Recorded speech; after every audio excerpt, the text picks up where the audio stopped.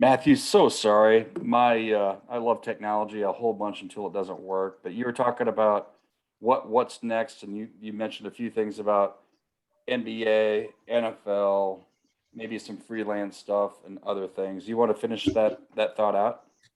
Yeah. Looking at possibly going to the big leagues, working. Just because next year it'll be a decade for me working in college football. So, but it's been a great ride, but I definitely see myself working at the professional level, and I want to pursue those aspirations of mine to finally get there. Don't really care which team it is. Just want to be able to go in and help an organization win a championship, whether it's from the ground level, from whether it's the ground, middle, or top tier of the organization, and just want to do that. Just want to do that and help in any way I can. Cool, man. Well, your Titans are going to be pretty stout this year. If I could put a plug in for the Kansas City Chiefs and or Minnesota Vikings, I will. That's I'm rooting for you here. But no, cheers to that. Hey, what do you think about the big topic has been probably more recently, but has always been brewing: name, image, and likeness. What are your thoughts about that? I mean, I'll tell you right now, I'm a supporter of it for these kids and doing what they're doing. However, I think there's some things that can come out called hard feelings because there's only really a handful of kids in any sport.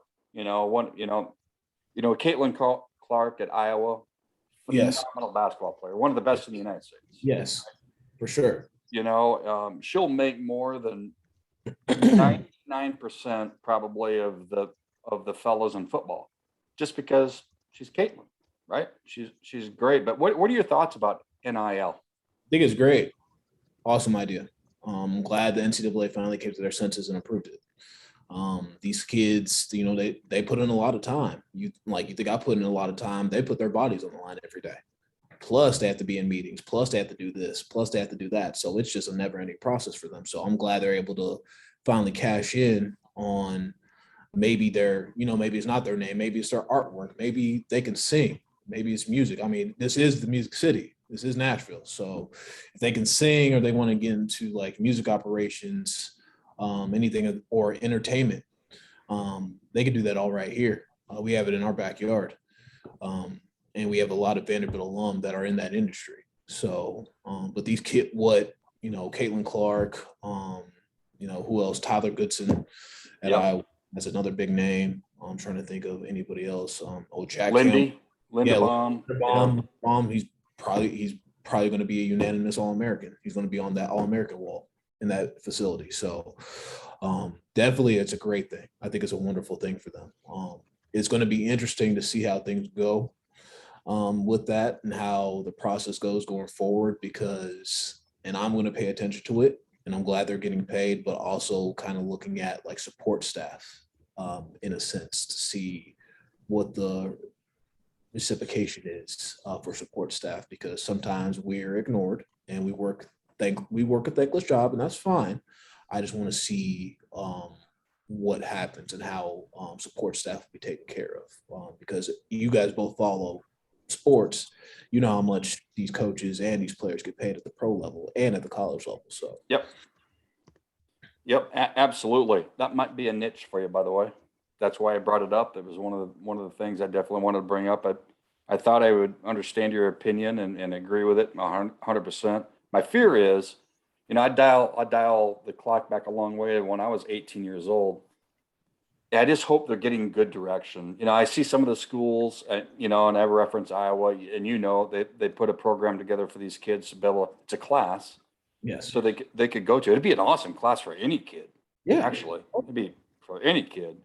But man, if I was a young 18-year-old and I got an extra $1,000, I'm not sure I'd be real responsible with it.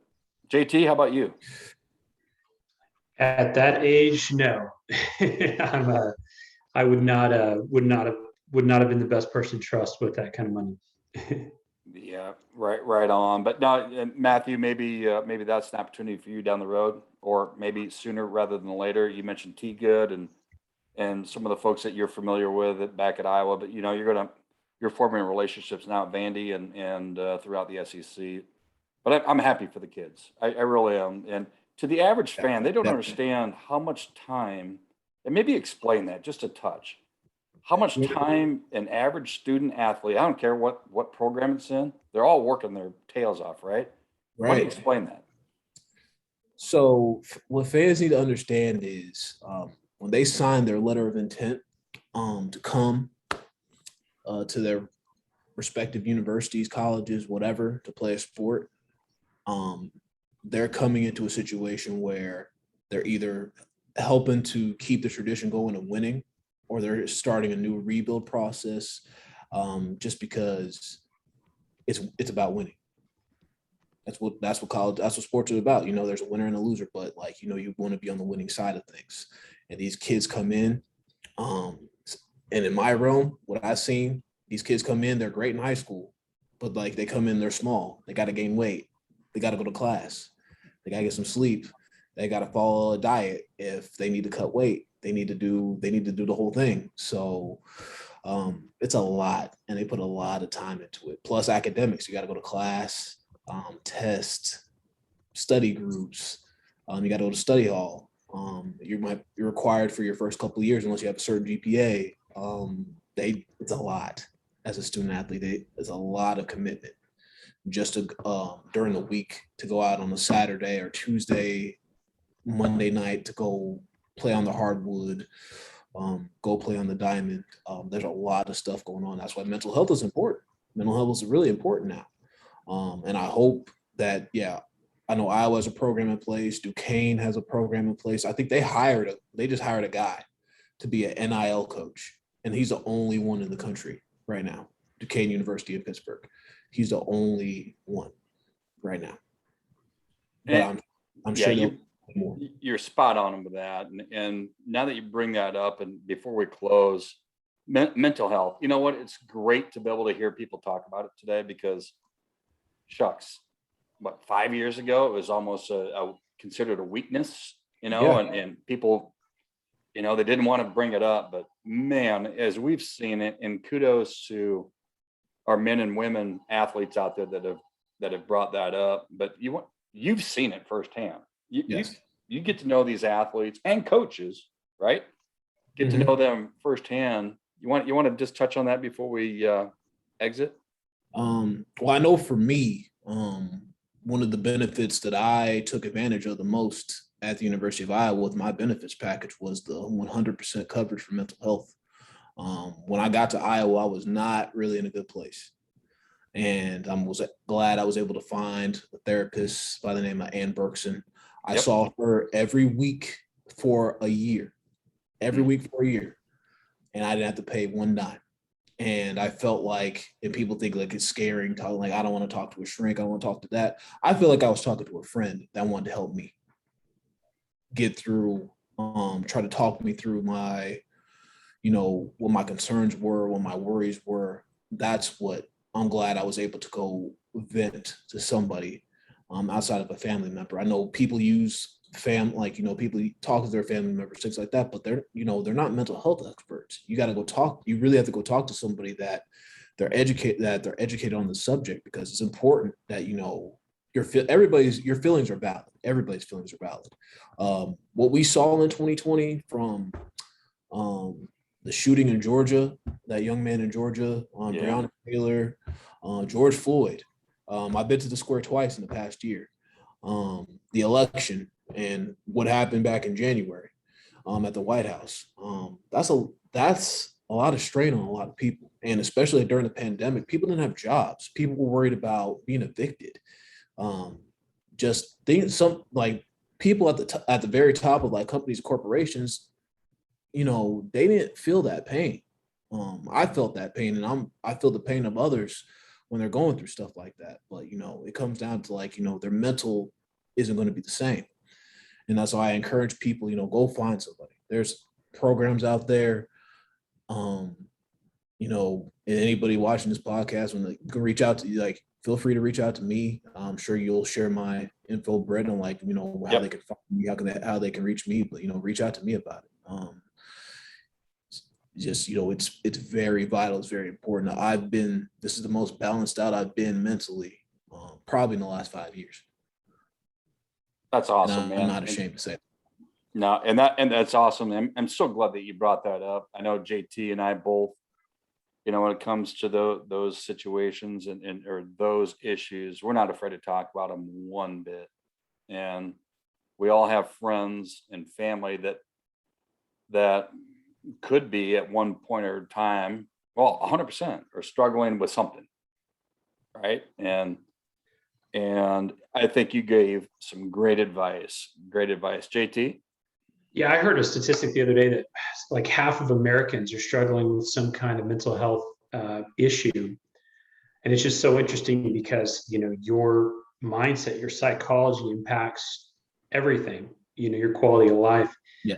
Yet that's one thing that, historically we've all been afraid to even try to approach, that whole concept that therapy is for the broken.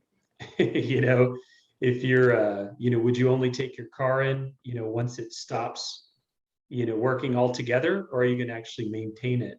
Yes. So I think that's a very interesting and good, shift in thinking that, hey, we need to maintain our minds, our mindsets, so to speak. Yeah, because everything is so fragile. I feel like nowadays, going into this new decade, and with people, you can't go back into work.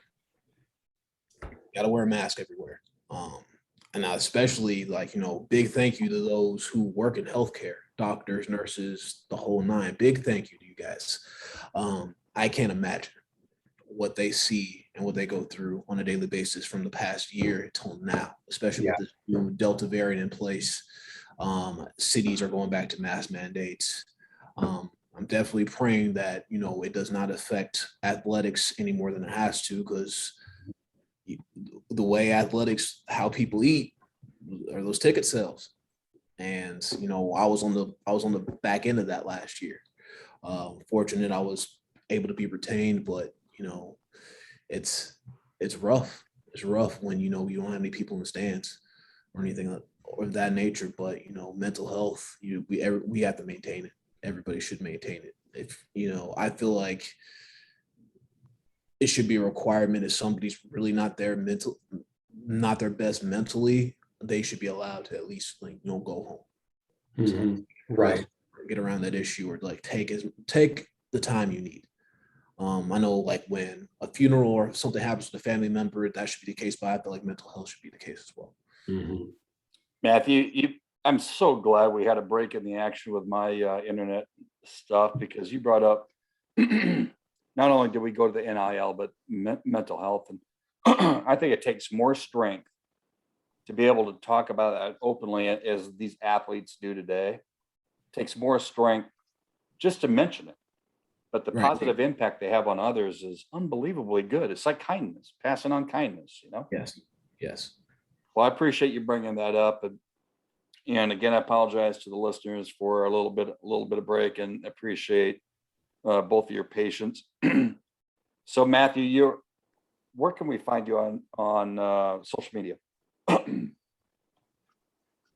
They can find me at Shady Domps.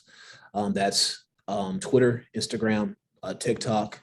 If we have viewers that do that, they can find me on there. And I'm an open book to an extent. Anything concerning about if they want to know deeper about Vanderbilt, I have to pause them there. Because can't give out all the secrets of what's going on here. But if they want to talk about mental health, NIL, how do you get into college athletics, how do you get into sports, how do you shoot a game, any of that nature, they can find me at Shady Domps at social media. Yeah, that's cool. Also on LinkedIn, Yes, as well. Matthew Dompreh. Yes. And I'll post it. I'll make sure it's on the write-up and where to be able to find you. And it's just not athletics, even though it's something I love near and dear. And certainly Matthew, you do. And I mean, what American doesn't like something about athletics, but certainly there's so many ties to other business lines and what have you. And you've had a number of forks in the road, and man, I'm proud to be able to call you a friend, just like JT. You know, it's pretty cool, you know, and to be able to see you and continue your path. And you're welcome to be a co-host here anytime, and I'm dead serious about it. Now, football season, I'll pro- take probably not gonna see a whole lot of you, you know, but I get it. But once Vandy is got the season done, I won't ask any playbook stuff. I know better than that. I won't I won't push the limits compliance wise. But no, man, it's a pleasure to have you here. It's a And pleasure to be, with that, glad to be here. oh man, it's good. Glad to be able to call you a friend. Well, Matthew, on behalf of JT Jared Ty, this is Brent Duhame, your host of Breaking Business Barriers. We're wrapping up episode 104, and as always, let's make sure we're going onward and upward.